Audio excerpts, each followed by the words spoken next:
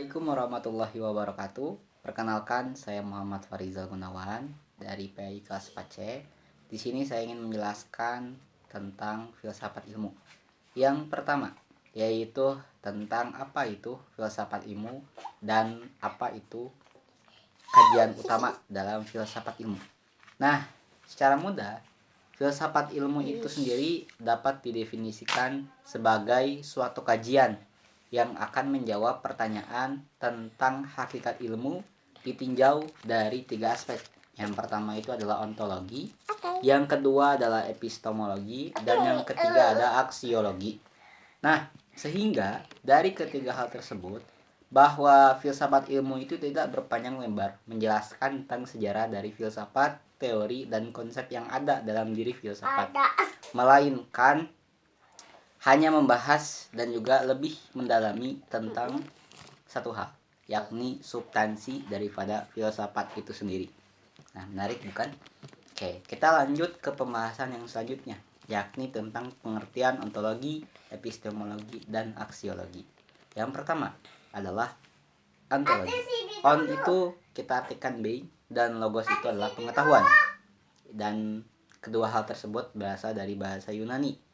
Nah, kalau kita artikan kedua hal tersebut, berarti bahwa ontologi itu adalah ilmu yang membahas tentang keberadaan atau hal yang ada. Sehingga hal-hal yang bersifat tentang keberadaan seperti apa itu, mengapa, dan sebagainya, nah itu merupakan proses pengenalan daripada ontologi. Selanjutnya, yang kedua adalah epistemologi. Epistemologi itu berasal dari bahasa Yunani. Kalau kita artikan adalah pembahasan pengetahuan tentang hakikat. Jadi, epistemologi itu adalah pembelajaran tentang hakikat. Pembelajaran tentang hakikat. Mustahil kita akan mendapati pemahaman dan jawaban dari pertanyaan apa yang sedang kita cari sebelum kita mengetahui apa dan cara apa itu ontologinya, dan epistemologi itu caranya. Nah, jadi ibaratkan untuk menuju suatu Roma, untuk menuju suatu jalan, kita memerlukan bendanya misalkan motor, dan caranya itu yang mengendarainya.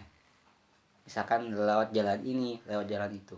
Selanjutnya, aksiologi. Aksiologi itu berasal dari bahasa Yunani dan terdiri dari dua kata. Yang pertama itu adalah aksios dan yang kedua adalah logos. Aksios itu artinya nilai, sedangkan logos itu adalah pengetahuan. Jadi dapat kita simpulkan bahwasanya aksiologi itu adalah ilmu tentang nilai, pengetahuan tentang nilai. Jadi kita akan mengetahui secara manfaatnya itu selagi kita mendalami daripada aksiologinya. Singkatnya seperti itu.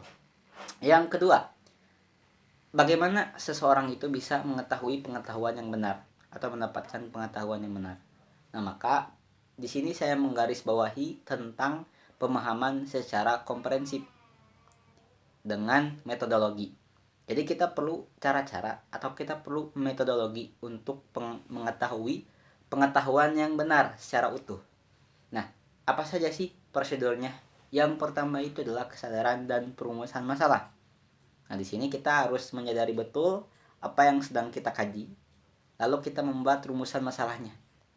Misalkan, kenapa mobil tidak bisa, kita menyadari betul bahwa mobil itu hanya bisa jalan, ya kan? Nah, ketika kita menyadari bahwa mobil itu tidak bisa terbang, maka kita akan menyadari hal tersebut dan nanti akan merumuskan masalah yang terjadi.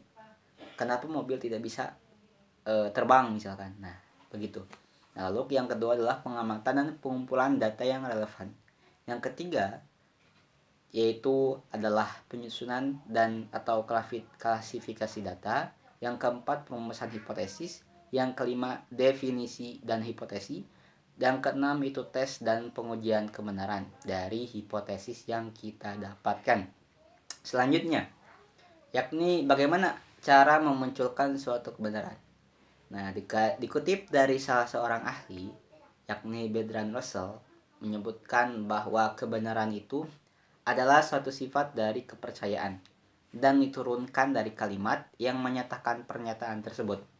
Jadi bisa kita simpulkan bahwasanya pengetahuan yang benar itu atau bentuk daripada suatu kebenaran, nah itu berasal dari kepercayaan kita. Kita mempercayai apa? Misal kita mempercayai bahwasanya bumi itu bulat. Nah, dari kepercayaan tersebut timbullah kalimat-kalimat yang menyatakan